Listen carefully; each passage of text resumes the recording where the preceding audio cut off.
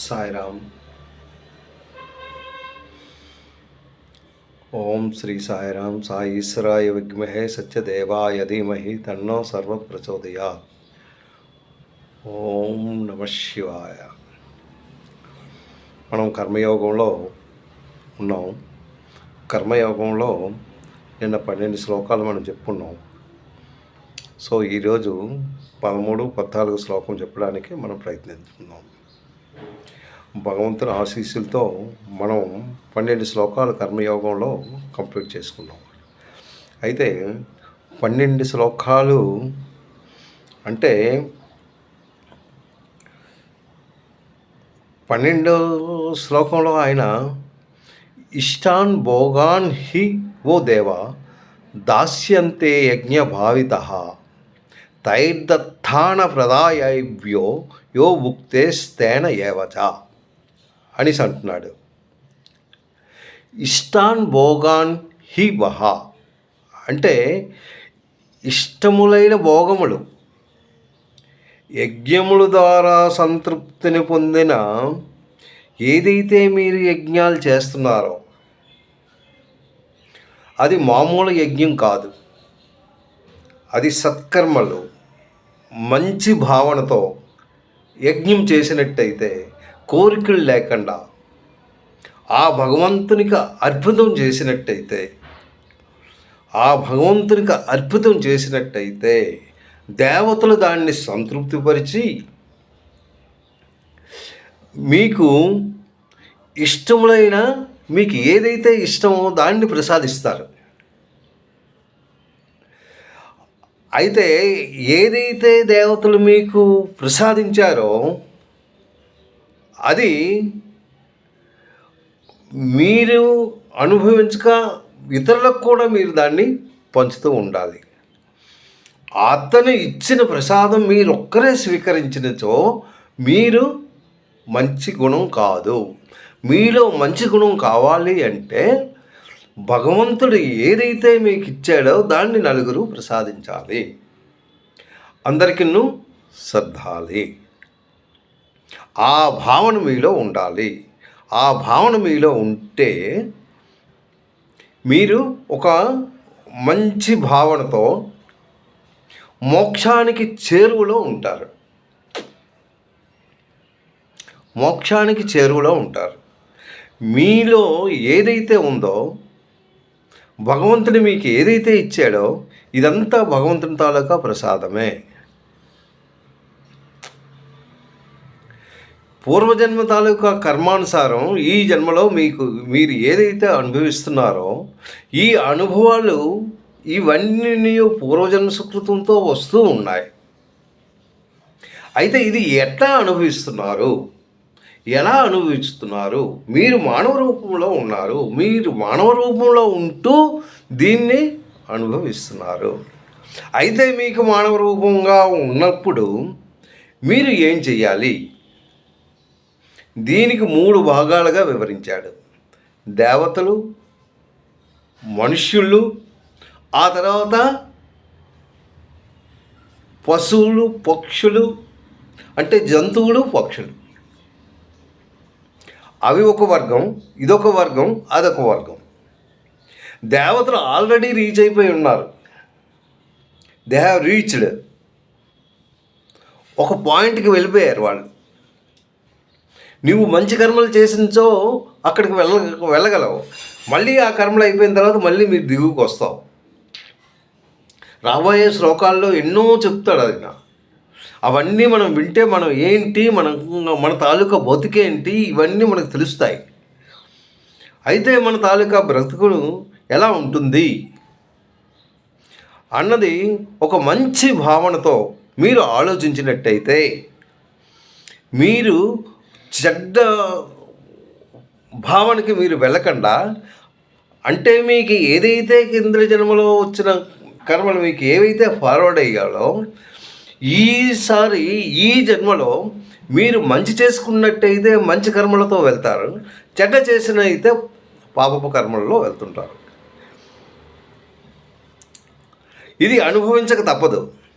మీరు ఏం చేస్తున్నారు అన్నది మీ ఆత్మకు తెలుసు, ఆత్మలో ఉన్న భగవంతుడికి తెలుసు. అదే ఆత్మ, పరమాత్మ. శరీరం, బుద్ధి, శరీరం, ఆ తర్వాత ఇంద్రియ, ఈ మూడు పనిచేస్తున్నాయి మీ తాలూకా కర్మ. మీ కర్మణానుసారం మీరు ఈ మూడుతో మీరు వెళ్తూ ఉంటారు. కానీ మీది ఏంటి తోడవుతుంది? మీకు ఇచ్చిన డ్యూటీ ఏంటి? అది సత్కర్మంగా, మంచి కర్మలతో, మంచి భావనతో మీకు ఇచ్చిన డ్యూటీని మీరు నిర్వర్తించండి. అయితే మీకు అథారిటీ ఉంది. ఏంటి మీకు అథారిటీ? మీరు ఏదైనా చేయొచ్చు. మంచి పని చేయొచ్చు, చెడ్డ పని చేయొచ్చు, ఒకరికి నేర్చుకోవచ్చు, ఒకరికి ఇది చేయొచ్చు, ఏదైనా చేయొచ్చు. అంటే మీకు ఆ శక్తి ఉంది. ఆ శక్తిని మీరు ఉపయోగించుకుంటూ పాపకర్మగా మీరు వెళ్ళినట్టయితే మీకు ఈ మానవ జన్మ, ఎన్నో జన్మల తర్వాత ఎత్తిన ఈ మానవ జన్మ తాలూకా సుకృతం ఎందుకు పనికిరాదు. ఈ మానవ జన్మ మీరు ఎత్తారు అంటే మీరు మంచి గురించి, అంటే ఇందులో ఉన్న భావన ఏంటి అంటే, ఇందులో మంచితనం మీరు చేసినట్టయితే మంచిగా మీరు వెళ్తారు, చెడుగా వెళ్ళినట్టయితే చెడుగా వెళ్తారు. అది ఇక్కడ ఆయన చెప్పింది. అందు గురించి మీకు మంచి అవకాశం ఒకటి దొరికింది, మానవ జన్మ ఒకటి దొరికింది. ఈ మానవ జన్మలో ఒక మంచి భావనతో భగవంతుని దగ్గర అవ్వడానికి మీరు ప్రయత్నిస్తూ, మీరు దగ్గర అవ్వాలంటే ఎలాగ అవ్వగలరు? మీరు కర్మలు చేస్తూ ఉండండి, ఎందుకంటే కర్మలు తప్పదు. చేస్తుండగా భగవంతుని ధ్యానిస్తూ ఉండి భగవంతుని దగ్గరికి చేరుకోవడానికి మీరు ప్రయత్నించాలి. ఆ తర్వాత మీరు చేస్తున్న కర్మలు మంచివై ఉండాలి. చెడు కర్మలు చేయకుండా మంచి కర్మలు చేస్తూ ఒక స్టెప్ బై స్టెప్ ఎక్కుతూ ఉండాలి. అది ఇందులో ఆయన చక్కగా మనకి అది చెప్పారు. ఇష్టాన్ భోగాన్ హి ఓ దేవ దాస్యంతే యజ్ఞభావిత. యజ్ఞముల ద్వారా ఎవరికి సంతృప్తి? దేవతలకి మీరు సంతృప్తి. అంటే దేవతలకు సంతృప్తి పరిచినచో మీకేంటి ఇస్తాడు అన్నది ఒక క్వశ్చన్ మార్క్. మీకు అన్నం లేనిదే మీ శరీర పోషణ అవ్వదు. అంటే ఆహారం కావాలి. ఆహారం లేనిదే దేహం పోషణ అవ్వదు. దేహం పోషణ అయితే కదా మిగిలిన ఏ పనులైనా మీరు చేయగలరు. దేహ పోషణ గురించి మీకు ఆహారం కావాలి. ఎటువంటి ఆహారం కావాలో ఆయన ప్రతి ఆహారాన్ని ఆయన చూపిస్తున్నాడు. ఆ ఆహారం కావాలంటే అప్పుడు మీరు ఏం చేయాలి? భగవంతుని ప్రార్థనలో యజ్ఞాలు చేస్తూ ఉండాలి. ఆ యజ్ఞాలు ఎవరు చేసినా అది వస్తూనే ఉంటాయి, దాన్ని అనుభవిస్తుంటారు. ఆ యజ్ఞాల ద్వారా దేవతలు సంతృప్తిపడి వర్షాలు కురిసి పంటలు పండి ఆ పంటలను మనం ఇంటికి తీసుకొచ్చి ఆ పంటలను మనం సేవించి అది మనం సేవించకుండాను ఇతరులకు కూడా పంచుతూ ఉండాలి. ఎవరైనా ఆకలితో ఉన్నప్పుడు మనం వాళ్ళకి ఇవ్వాలి, వాళ్ళని ఆకలితో ఉంచకూడదు. నా కడుపు నిండిపోయింది నాది కదా అనేసి మేము ఊరుకోకూడదు. ఎవరికైనా భోజనంకి పిలిచినప్పుడు ఆ భోజనం సంతృప్తిగా పెట్టాలి. ఆయన సంతృప్తి చెందుతూ ఒక మంచి భావనతో ఆయన మీకు మంచి కావాలని దీవిస్తూ ఉంటాడు. మానవులకి, జంతువులకు అవని ఏ వీలైనను మనం సంతృప్తి పరచేది ఒక్క భోజనం మాత్రమే. ఇంకే దాంట్లో మనం సంతృప్తి పరచలేము. ఆడికింత జబ్బిస్తే ఇంకా కావాలంటాడు. నువ్వు ఒక మేడ రాసి ఇచ్చినా ఈ మేడ నాకు చాలదంటాడు. ఒక కారు ఇచ్చినా అది చాలదంటాడు. ఇంకేదైనా వాడికి సంతృప్తి ఉండదు. అంటే వాడి తాలూకా కోరికలు అలా పెరుగుతూనే ఉంటాయి. కానీ ఒక్కటి భోజనం పెట్టినప్పుడు మాత్రం నువ్వు అక్కడ దానం చేస్తే చాలు అండు. నువ్వు 10 రూపాయలు దానం చేస్తే మరొక 10 రూపాయలు కావాలంటాడు. ఒక 100 రూపాయలు ఇస్తే మరొక 100 రూపాయలు ఇస్తే బాగుంటుంది అన్నది. అందులో సాటిస్ఫాక్షన్ లేదు వాడికి. కానీ భోజనంలో మాత్రం కడుపు నిండా పెట్టిన తర్వాత ఇంకా మరికొద్దిగా అన్నం వేసుకో అని నువ్వు చెప్పినన్ను నో అని చెప్తాడు. నాకు చాలు, నా కడుపు నిండిపోయింది అంటాడు. ఎంతో సంతృప్తిగానే తింటాడు. అంతే, భోజనం అంత ఇంపార్టెంట్ అనమాట. ఈ శ్లోకంలో అదే చెప్పాడు. ఆకలిగా ఉన్న వాళ్ళకి మాత్రం నువ్వు భోజనం పెట్టు. దానితో నువ్వు సంతృప్తి పడక ఆయన ఇచ్చిన ప్రసాదం నువ్వు ఒక్కడవే తినకుండా నలుగురికి ఆ ప్రసాదాన్ని పంచిపెట్టు అంటాడు. నెక్స్ట్ 11వ శ్లోకంలో యజ్ఞశిష్టా సేవ సంతో ముచ్యంతే సర్వకల్విపై భుజంతే తే త్వగం పాప ఏ పంచత్యాత్మకారణాత్ శిష్ట సినః అంటే యజ్ఞశిష్టాసినః. యజ్ఞశిష్టాసినః అంటే యజ్ఞశిష్టాన్నమును యజ్ఞముతో నీకు ఏదైతే పొందావో అది నువ్వు భుజిస్తున్నావు. భుజించినట్టి సంతో ముచ్యంతి. ఎవరు భుజిస్తున్నారు? సత్పురుషులు అంటే పురుషులు అంటే వాళ్ళు మానవులమని అంటే స్త్రీలు పురుషులు అందరూ కూడా అది సంతృప్తి పడుతున్నారు. ముచ్యంతే అంటే ముక్తులవుదురు. దాంతో వాళ్ళు ఇచ్చిన దాంతో వీళ్ళు సంతృప్తిగా తింటూ ముచ్యంతే ముక్తులగుదురు. సర్వ కిల్బిషై అంటే సర్వ పాపముల నుండి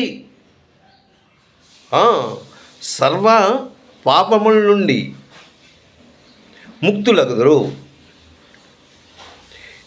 యజ్ఞశిష్టాన్నమును అంటే యజ్ఞశిష్టా శివ అన్నాడు. అంటే యజ్ఞ శిష్టాన్నమును అంటే యజ్ఞముల ద్వారా వచ్చిన అన్నం ఎలా వస్తుంది? నువ్వు పంటల ద్వారా వస్తుంది. ఆ అన్నమును నువ్వు తిన్నట్టయితే సర్వ పాపముల నుండి వాళ్ళు ఇచ్చే ప్రసాదం మీరు సర్వ పాపముల నుండి ముక్తులవుతారు.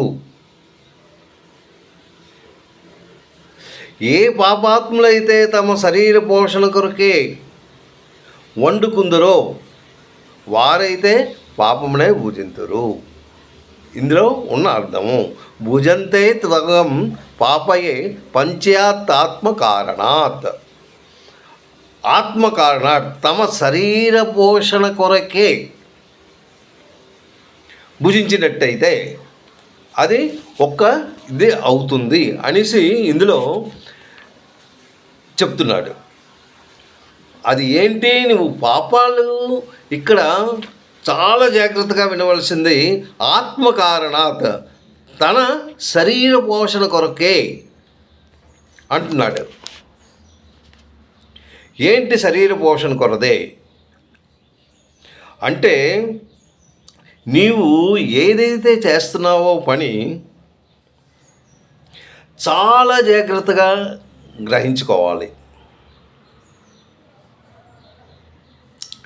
పాపం అనేసి అక్కడ అంటున్నాడు. ఏంటి పాపం? పాపం అంటే ఏంటి? పుణ్యం అంటే ఏంటి? ఈ పాపాలు ఎలా నీకు అంటుకుంటాయి? నువ్వు పాపం చేయకుండా ఉండగలవా అన్నది ఒక క్వశ్చన్ మార్క్. ఏంటి పాపం? నువ్వు జీవాత్మగా అంటే ఒక మనిషిగా పుట్టావు, మనిషిగా ఉన్నావు, ఓకే. అయితే ఈ మనిషిగా ఉన్నప్పుడు నీకు ఏంటైతే నీకు కావాలో భోగాలు, మనిషికి ఏంటి కావాలి? అది నీకు ఉన్నదా లేదా? వాడు తినడానికి తిండి ఉండాలి. రోటీ కపడా మకాన్. రోటీ అంటే భోజనం, కపడా అంటే బట్టలు, మకాన్ ఇల్లు. అంటే మనిషి జీవనానికి ఈ మూడు చాలా ఇంపార్టెంట్.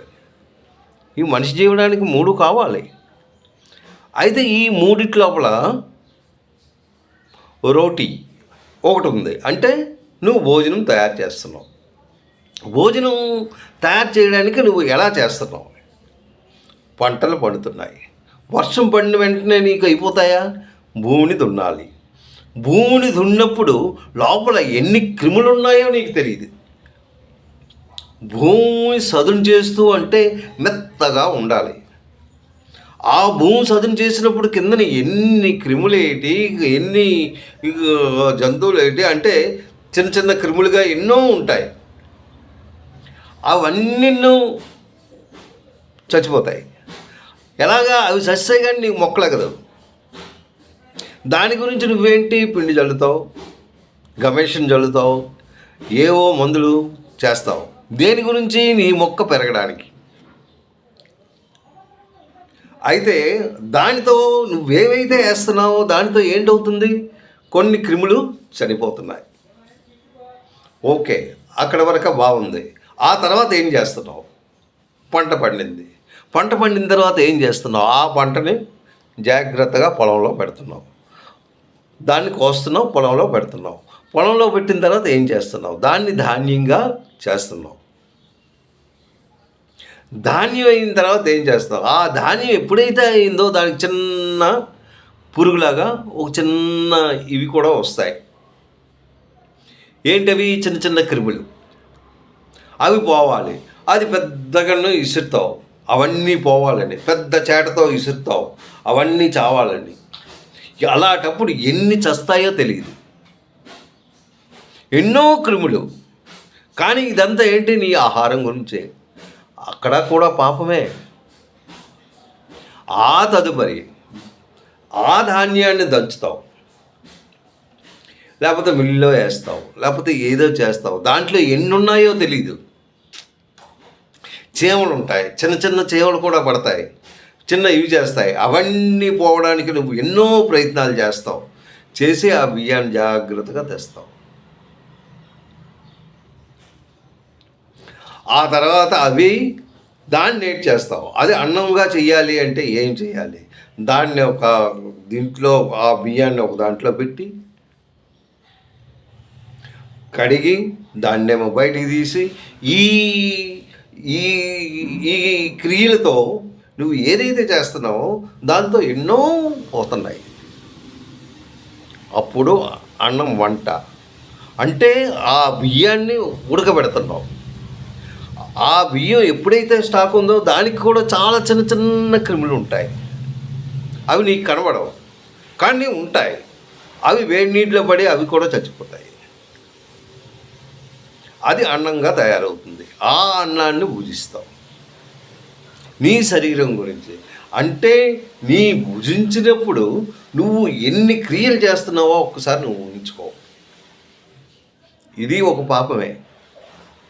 అది కాక రొట్టి కపడా ఎలా తయారవుతుంది? దూదితో తయారవుతుంది. ఆ దూదిని ఎక్కడం, అదేమో పండించినప్పుడు చాలా క్రిములు ఉంటాయి. ఆ తర్వాత అదేమో దారంగా తీయడం, దాన్ని మళ్ళీ చుట్టడం, దాన్నేమో ఇవి చేయడం. ఈ క్రియలో ఎన్నో క్రిములు వస్తున్నప్పుడు దాన్ని నానబెట్టాలి, దాన్ని గట్టి చేయాలి, గెంజి పెట్టాలి. ఈ గెంజి పట్టినప్పుడు కొన్ని క్రిములు ఉంటాయి. ఇవి చెయ్యందే నీకు కపడా తయారవదు. నెక్స్ట్ మకాన్, ఇల్లు నువ్వు మామూలుగా ఉంటే అవుతుందా? దాన్ని పేడతో అలకాలి, చక్కగా ఊడ్చాలి. ఎక్కడ ఏ మూలలో కూడా చీమలు రాకుండా నువ్వు జాగ్రత్త పడాలి. ఆ తర్వాత ఆ ఇల్లుని ఊడ్చినప్పుడు ఎన్ని క్రిములు ఉంటాయో నీకే తెలియవు. చిన్న చిన్న పురుగులు వస్తుంటాయి, చెద పడుతుంటుంది. ఆ చెదను తుడుస్తావు. ఆ చెద పోవడానికి కొన్ని మెడిసిన్స్ ఇస్తుంటావు. ఆ చెద పోవాలి, చీమలు పట్టకూడదు, అది రావాలి. ఇవేవి లేకుండా ఉంటే కదా నువ్వు ఇంట్లో పడుకోగలవు హాయిగా. నెక్స్ట్ దోమలు రాకుండా దానికి వేరే ఎక్విప్మెంట్స్ ఉన్నాయి ఈ రోజుల్లో, అవి చచ్చిపోతాయి. ఒక్క దోమ కూడా నీకు కుట్టదు. దానివల్ల కొన్ని పాపాలే. ఇవి నువ్వు చేస్తున్నవన్నీ ఏంటి? ఇది పాపమే. కానీ దేని గురించి? నీ దేహ పోషణ గురించి. ఇవన్నీ ఈ పాపాలన్నీ పోవాలి అంటే నువ్వు యజ్ఞం చెయ్యాలి. యజ్ఞం చేస్తే దానికి అది తగ్గుతుంది. రెమెడీ ఏంటంటే ఇవి పోవాలి అంటే నువ్వు భగవంతుని నమ్మకంతో భగవంతుని పూజ చేస్తూ స్వామి అనేసి భగవంతుని కాళ్ళ మీద పడుతూ నేను చేస్తున్న తప్పులను ఇవి అనరానివి, ఇవి క్షమించు అని భగవంతుని ప్రార్థన చేస్తూ కొన్ని మంత్రాలు లేకపోతే వేదాలు ఏవో చదువుతుండి భగవంతుని సంతృప్తిపరచాలి. ఆ భగవంతుని సంతృప్తిపరిచినచో కొంత పర్సంటేజ్ నీకు రికవరీ అవుతుంది. ఇవి ఇలాగ ఎన్నో ఉన్నాయి చెట్లు. ఆ చెట్ల వలన నువ్వు నరుకుతుంటావు, అది దానికి ప్రాణే, కానీ నీ మంచి గురించి నువ్వు చేస్తూ ఉంటావు. ఎప్పుడైతే యజ్ఞం చేస్తూ ఉంటావో ఆ యజ్ఞంలో భగవంతుడు తృప్తి చెంది నీకు ఏదైతే ఇస్తాడో అది నలుగురికి పంచుతూ నీ సంస్కారాన్ని, నీ మంచితనాన్ని, నీ తాలూకా అభివృద్ధిని, నీకు ఇంకా ఎక్కువగా కర్మలు రాకుండాను నీకు ఇవన్నీ తోడ్పడుతుంటాయి. అందుకే భగవంతుడు చెప్పాడు దాన ధర్మాలు తప్పక చెయ్యాలి అని. నీ సంతృప్తి గురించి నువ్వు ఉండగా కంపల్సరీ ఏదో ఒకటి ఎవరైతే నీడీ పీపులో వాళ్ళకే ఇవ్వాలి. సత్సాయి ఆర్గనైజేషన్లో ఎన్నో ఉన్నాయి, వాళ్ళు చేస్తున్న పని ఒక్కసారి చూడండి. ఎవరైతే నీడీ ఉన్నారో వాళ్ళకే ఇస్తారు. వాళ్ళకే ఇప్పుడు తెల్లవారులు వేసే క్యారేజీలు కడుతుంటారు. ఎవరు వంట చేసుకోలేక బాధపడుతుంటారో వాళ్ళకి వెళ్ళి క్యారేజ్ అందించడం, ఇలాంటివి ఒక కార్యక్రమం కాదు ఎన్నో కార్యక్రమాలు చేస్తూ ఉంటారు. ఆ చేయడం వల్ల ఏంటంటే మీకు కొద్దిగా మైనస్ అవుతుంటుంది, మీలో మంచి ఏర్పడుతుంటుంది. ఎదుటివాడికి సహాయం చేసినట్టయితే ఆ ఎదుటివాడు ఎంతో సంతృప్తిగా నీ వైపు చూస్తూ సాయిరాం చెప్తుంటారు. ఇలాంటివి చేస్తూ ఉండాలి. ఈ శ్లోకంలో ఆయన 13వ శ్లోకంలో ఆయన వివరించి చాలా చక్కగా దాన్ని వివరించారు. నెక్స్ట్ శ్లోకంలో 14, 15, 16 3 శ్లోకాలు కలిపి నేను చెప్తాను సాయిరాం. అది రేపు నేను చెప్తాను. సాయిరాం.